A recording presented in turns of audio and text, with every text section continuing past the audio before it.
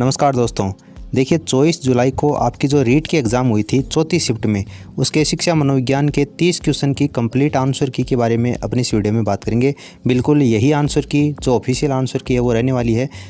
आप इसका अंदाज़ा वीडियो ख़त्म होते समय आपको लग जाएगा। देखिए इसमें पहला क्वेश्चन आपको दिया गया था, निम्नलिखित में से सीखने की प्रक्रिया में शामिल है। सीखने की प्रक्रिया में इनमें से क्या शामिल है वो आपको बताना था। देखिए शारीरिक, मनोवैज्ञानिक और इन्वायरमेंटल तीनों ही शामिल होते हैं। तो उपरोक्त सभी जो आपको ऑप्शन डी दे रखा है ये इसका करेक्ट आंसर हो जाएगा, उपयुक्त सभी। अगला क्वेश्चन आपको दिया गया था, वो निकटतम वातावरण है जिसमें व्यक्ति रहता है।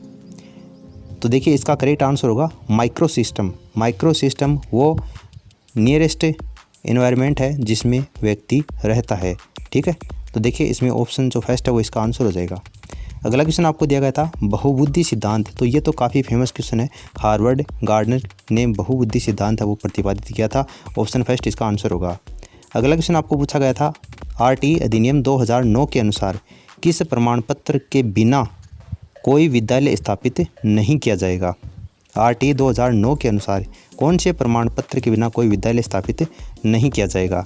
तो देखिए किसी भी विद्यालय को मान्यता अगर प्राप्त नहीं है तो वो विद्यालय स्थापित नहीं हो सकता। रिकॉग्नाइजेशन इसका करेक्ट आंसर होगा, ऑप्शन सेकंड। अगला क्वेश्चन आपको पूछा गया था, अनुभव के द्वारा उत्पन्न व्यवहार या व्यवहार क्षमता में किसी भी अपेक्षाकृत स्थायी परिवर्तन को क्या कहा जाता है। तो देखिए अधिगम की डेफिनेशन यही होती है। अधिगम जब चैप्टर अपन पढ़ते हैं तो अधिगम की परिभाषा ये पढ़ते हैं, अपेक्षाकृत स्थायी परिवर्तन। तो अधिगम क्या हो जाएगा, इसका करेक्ट आंसर होगा, ऑप्शन फर्स्ट। आरटीई अधिनियम 2009 के अनुसार प्रारंभिक शिक्षा का अर्थ क्या है। आरटीई अधिनियम 2009 के अनुसार प्रारंभिक शिक्षा का क्या मतलब होता है। तो देखिए प्रारंभिक शिक्षा का मतलब होता है पहली कक्षा से लेकर 8वीं कक्षा तक की जो शिक्षा होती है उसको प्रारंभिक शिक्षा के नाम से अपन जानते हैं। ठीक है, तो ऑप्शन फर्स्ट इसका आंसर होगा। फिर अगला क्वेश्चन पूछा गया था, आनुवंशिकता तंत्र के अध्ययन के क्षेत्र में नवीन शोध किस दिशा की ओर अग्रसर है। तो देखिए जानवरों का प्रायोगिक प्रजनन, एक्सपेरिमेंटल ब्रीडिंग ऑफ एनिमल की ओर ये अग्रसर है। ऑप्शन सी इसका करेक्ट आंसर होगा। काफ़ी स्टूडेंट हैं वो सरकारी ऑप्शन यानी कि ऑप्शन डी करके आए होंगे, लेकिन ये गलत है। जानवरों का प्रायोगिक प्रजनन यानी कि ऑप्शन जो सी होगा वो इसका आंसर होगा। हालांकि देखते हैं कि आधिकारिक आंसर की के अंतर्गत बोर्ड इसका आंसर क्या मानता है, लेकिन मेरे अनुसार इसका जो आंसर है वो ऑप्शन सी होना चाहिए। अगला क्वेश्चन पूछा गया था, आरटीई अधिनियम 2009 शिक्षकों के लिए प्रति सप्ताह कितने घंटे काम करने का निर्देश देता है। देखिए 45 घंटे, जिसमें शिक्षक की तैयारी के घंटे भी शामिल होते हैं। ऑप्शन सेकंड इसका आंसर होगा। निम्नलिखित में से कौन व्यक्तित्व का जैविक निर्धारक नहीं है। व्यक्तित्व का जैविक निर्धारक, तो देखिए सिचुएशनल स्ट्रक्चर नहीं होगा। स्थितिजन्य संरचना ये व्यक्तित्व का निर्धारक नहीं होता है, बाकी ये तीनों होते हैं, इसलिए ऑप्शन डी इसका आंसर हो जाएगा। नेक्स्ट क्वेश्चन है, निम्नलिखित में से कौन आनुवंशिकता का सामान्य नियम नहीं है। आनुवंशिकता का सामान्य नियम नहीं है। तो देखिए वेरिएशन है, रिग्रेशन है, ये होते हैं लाइक बेगेट लाइक, यानी कि जैसा पैदा होता है, ये सभी आनुवंशिकता के नियम है। जबकि प्रगति जो है, प्रोग्रेशन, ये आनुवंशिकता का नियम नहीं होता है, इसलिए ऑप्शन जो आपका फर्स्ट आपको दे रखा है ये इसका करेक्ट आंसर होगा। फिर अगला क्वेश्चन पूछा गया था, वैज्ञानिक अनुसंधान करने की दिशा में निम्नलिखित में से कौन सा एकदम नहीं है, कौन सा नहीं है, ये आपसे पूछा गया था।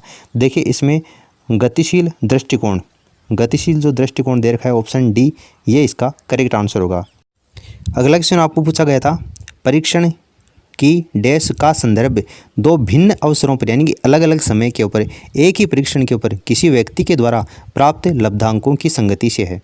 ठीक है, तो वो जो परीक्षण होता है वो आपका विश्वसनीय परीक्षण होता है, यानी कि एक ऐसा परीक्षण है जो कि अलग अलग समय के ऊपर जब इसको चेक किया जाता है तो जो प्राप्त लब्धांक यानी कि जो नंबर हैं वो उसमें सेम आते हैं। ठीक है, तो इसका मतलब वो परीक्षण क्या होता है, आपका विश्वसनीय परीक्षण होता है।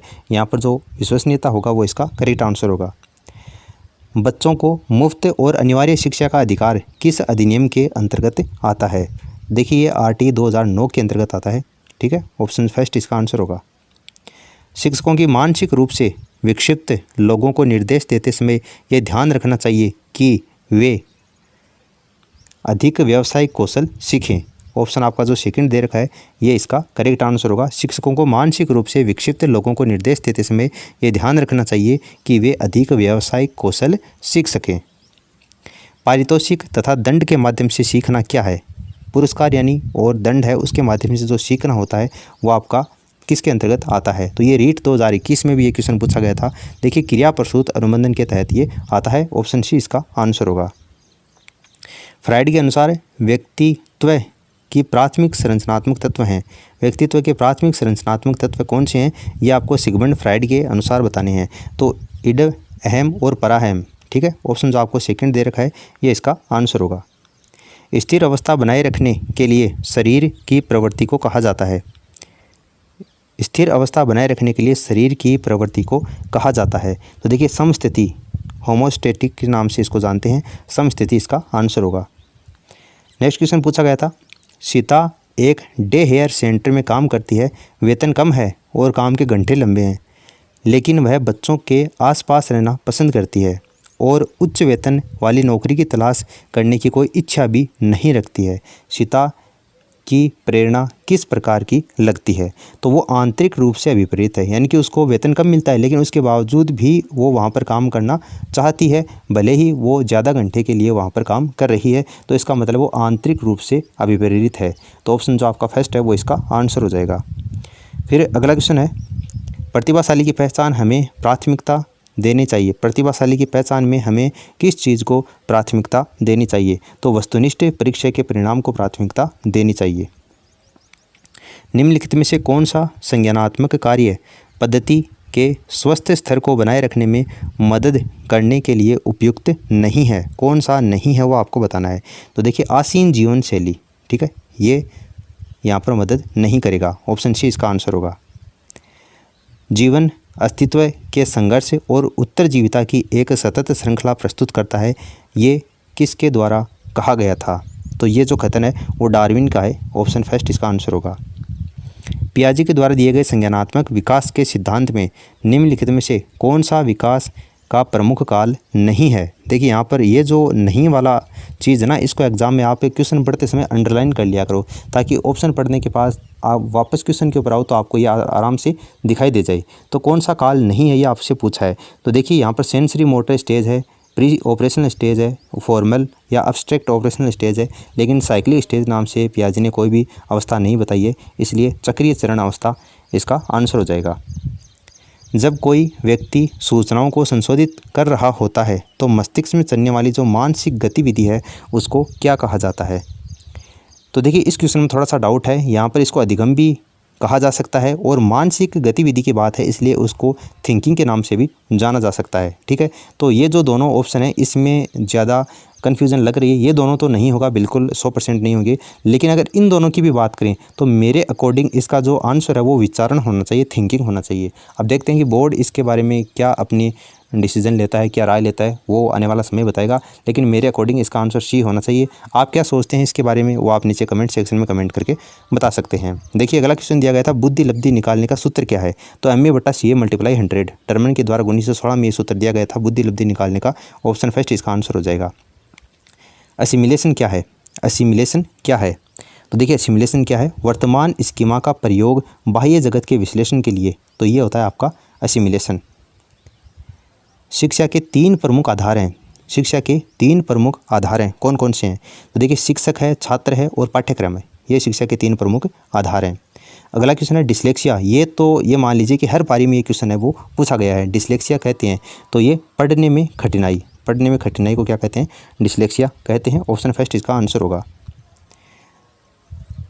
व्यक्ति को चित्रों की एक श्रृंखला दिखाई जाती है और एक कहानी बनाने के लिए कहा जाता है, यह प्रक्षेपी तकनीक में प्रयुक्त किया जाता है। देखिए प्रक्षेपी के अंतर्गत ये TAT परीक्षण हो जाएगा आपका, ठीक है। TAT जो इंग्लिश टर्म्स है ना उसको अगर आप देखोगे तो ये क्वेश्चन का जो आंसर है वो आपको आराम से समझ में आ जाएगा। हिंदी में जो यहाँ पर नाम लिखे जाते हैं वो थोड़ा सा हार्ड होते हैं, टिपिकल होते हैं, NCERT की भाषा होती है, इतनी जल्दी समझ में नहीं आती है। लेकिन इंग्लिश वाले जो नेम है वो हमेशा सेम ही आते हैं, इसलिए इंग्लिश वाली जो टर्म्स होते हैं उसको आप ज़्यादा याद किया करो। अब देखिए यहाँ पर अगर आप देखोगे भूमिका निर्वाह है, नाटकीय प्रस्तुति, रोषाग, तो इतना समझ में नहीं है। लेकिन ये आप देखोगे इसको कथानक संप्रत्यय परीक्षण, तो जैसे आपको लगेगा कि पहली बार पढ़ा है नाम, लेकिन TAT को देखते आप समझ गए कि ये प्रक्षेपी विधि है और यहाँ पर कहानी बनाने के लिए कहा गया है। इसका मतलब सीधी सी बात है ये TAT इसका आंसर हो जाएगा।